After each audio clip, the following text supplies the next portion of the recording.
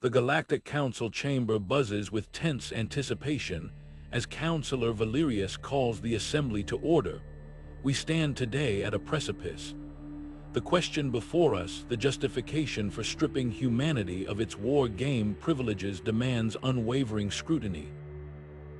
A hologram flickers, showcasing a catastrophic simulation gone awry, setting the stage for a contentious debate on humanity's fitness for strategic warfare, and foreshadowing the revelations that will determine their fate.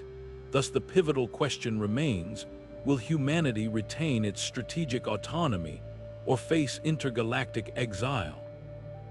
As the echoes of Valerius's words fade, the narrative shifts backward in time to reveal exactly how this critical juncture was reached, beginning with the events of the simulation disaster. The simulation disaster unfolds as we turn back the clock, diving headfirst into a hyperrealistic war game scenario. Picture this: human strategists at the helm, with the ambitious General Ryker leading the charge. What starts as a seemingly minor border dispute quickly spirals out of control. Ryker, driven by a thirst for dominance, makes a series of aggressive decisions that send shockwaves throughout the galaxy.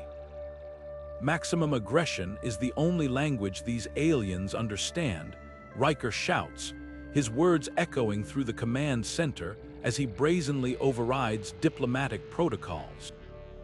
With each passing moment, the situation escalates further as neutral star systems become collateral damage, decimated by the forces unleashed in this simulated conflict. Alien observers, initially present to monitor and learn, exchange horrified glances as they witness the carnage unfold. The implications of unchecked human aggression become chillingly clear. The potential for destruction on a galactic scale is far greater than they had ever imagined. As they watch Ryker's strategies play out, a troubling question lingers in their minds: how could such a deviation occur? Ryker's actions defy the established norms of intergalactic warfare, raising concerns about humanity's fitness for strategic decision-making on a cosmic stage. The simulation, intended as a training exercise, has morphed into a terrifying demonstration of humanity's capacity for ruthless expansion and disregard for innocent life.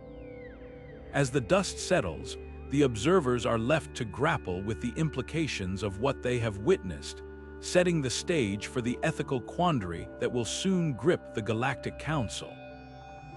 The ethical quandary now takes center stage as the Galactic Council chamber ignites with impassioned debate. At the forefront stands Ambassador Lyra, a voice of reason from the pacifist Xylos. Humanity's penchant for escalating conflicts far beyond acceptable parameters proves them unfit for strategic simulations that could influence real-world policy, she argues, her words echoing through the hall. Lyra's stance is unwavering: simulations, when misused, can become a self-fulfilling prophecy, justifying aggression under the guise of preparedness. Countering her is Councilor Theron, a staunch human sympathizer who sees the situation through a different lens. These are merely simulations, opportunities to learn and adapt, he proclaims, his voice filled with conviction.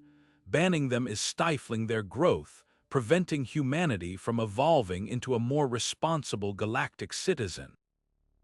Theron believes that simulations, despite their potential for misuse, are invaluable tools for understanding the complexities of intergalactic relations.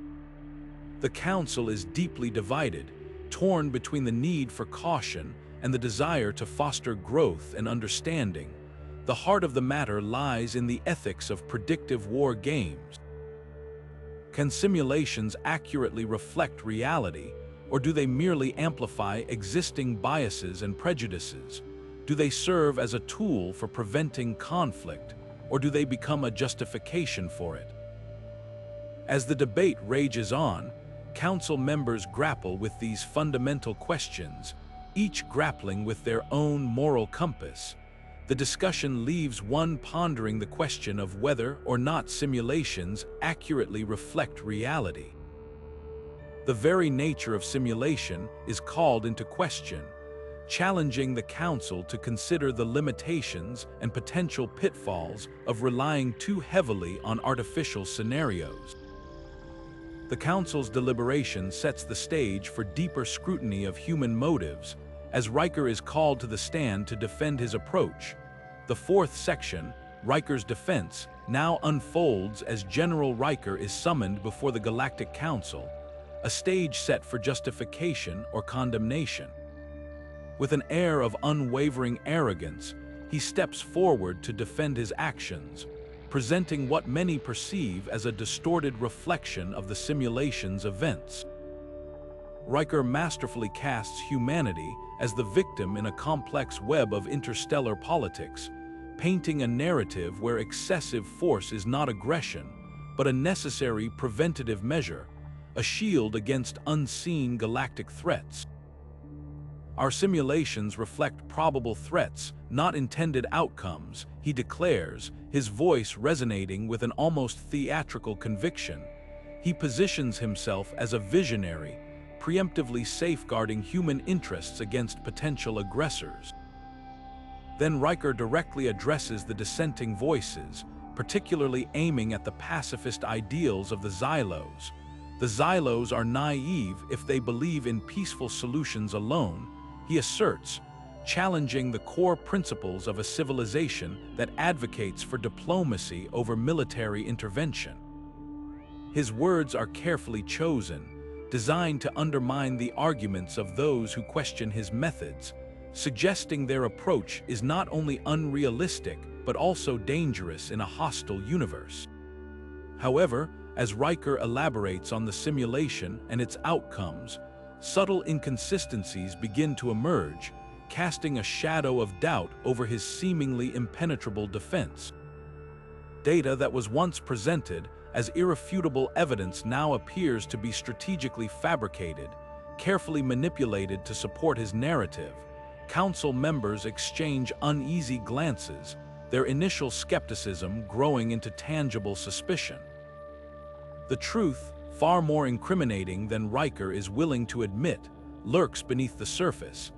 Hints of deliberate manipulation of the simulation parameters begin to surface, suggesting that the catastrophic outcome was not an unforeseen accident, but a carefully orchestrated event designed to solidify Ryker's power and promote a human-centric galactic defense doctrine. What Ryker truly hides is a calculated agenda, a desire to control the narrative and influence galactic policy through deception. This revelation forces the Council to question not only Ryker's methods but also his motives, pushing the investigation deeper into the realm of political intrigue and personal ambition. Now the Council must decide if Ryker's actions were justified.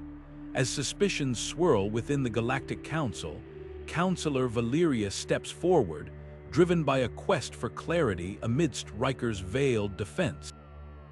Defying mounting diplomatic pressures, Valerius initiates a comprehensive investigation, determined to unearth the reality concealed beneath Ryker's carefully constructed narrative. The inquiry delves deep into the war game's architecture, scrutinizing every modification and parameter adjustment. The findings reveal a disturbing truth. Ryker had indeed executed unauthorized changes to the simulation's core programming. This manipulation wasn't a mere oversight, but a deliberate act to steer the simulation towards a predetermined outcome, one that conveniently amplified the perceived threats to humanity. It becomes clear, Ryker intentionally engineered the catastrophic scenario to galvanize support for his vision, a human-centric galactic defense doctrine that would position him at the helm of interstellar security. Presented with irrefutable proof, Ryker's carefully crafted facade begins to crumble, the weight of his deception pressing down on him. The arrogance that once defined his presence fades, replaced by a palpable sense of desperation. Cornered and exposed, Ryker abandons his strategic rhetoric, laying bare the raw motivation behind his actions. "I did what was necessary to protect my people," he confesses, his voice cracking with a mixture of defiance and resignation. This admission, far from garnering sympathy, only serves to underscore the extent of his betrayal. Ryker's deception shatters the remaining pillars of support for humanity within the Galactic Council.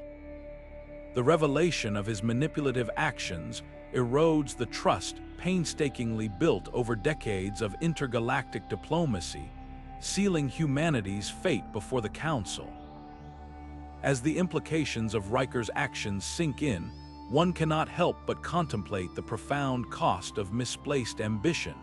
His story serves as a stark reminder of the critical importance of transparency and integrity, particularly when wielding power that affects the destiny of entire civilizations. With the truth unveiled, the Council now moves towards a final verdict, the future of human participation in galactic affairs hanging in the balance.